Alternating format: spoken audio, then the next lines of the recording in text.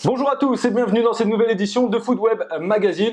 Pour cette vidéo, on va parler de la divulgation des primes pour les Diables Rouges en cas de victoire lors de la Coupe d'Europe des Nations qui va se dérouler donc cet été en France. On parle d'une prime de 740 000 € individuellement, 740 000 € brut. Pour comprendre, il faut remonter à 2013 avec Steven Martens, donc l'ancien CEO de l'Union belge, qui avait conclu un accord avec les joueurs en cas de victoire d'un gros événement. 60% de la somme irait donc pour les joueurs de l'équipe nationale de Belgique. Seul souci, en 2015, on a vu que l'Union belge de football a eu un trou de 260 000 € dans ses caisses, alors que pourtant il y a eu la Coupe du Monde au Brésil et c'était une année plutôt lucrative pour l'Union belge et l'équipe nationale de Belgique au niveau de la publicité et du marketing. Mais Steven Martens donc a expliqué en 5 points pourquoi donc l'Union belge a eu un trou de 260 000 €.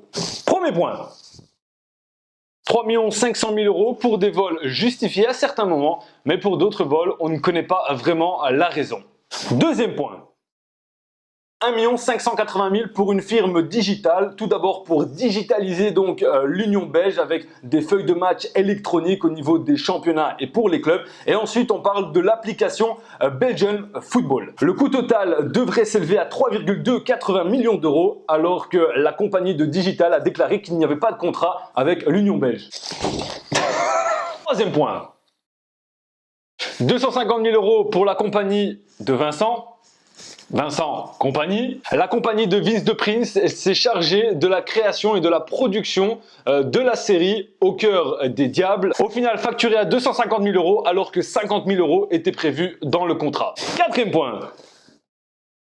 En numéro 4, c'est mon préféré, 80 000 € de bonus. Il faut savoir qu'au mois d'avril dernier, pas mal de personnes de l'Union belge ont touché des augmentations salariales ou des bonus sur leur salaire. Le coût salarial est monté de 20 à 22 millions d'euros alors qu'il était à 16 millions d'euros en 2012 et de 20 millions d'euros en 2015. Bien sûr, avec ce trou dans le portefeuille de l'Union belge, un audit s'est créé pour vérifier d'où venait cette faille et pourquoi l'Union belge perdait autant d'argent alors que pour l'instant l'équipe nationale de Belgique rapporte. Ce même groupe de personnes a mis en lumière des constructions fiscales et des décisions financières étranges de la part de Steven Martens. Logiquement, Steven Martens s'est fait renvoyer, mais il a été consolé avec un lot de 360 000 €, l'équivalent d'un salaire annuel. Pour revenir au but, en cas de victoire lors de l'Euro, la Belgique, l'Union belge devrait toucher donc 24 millions d'euros.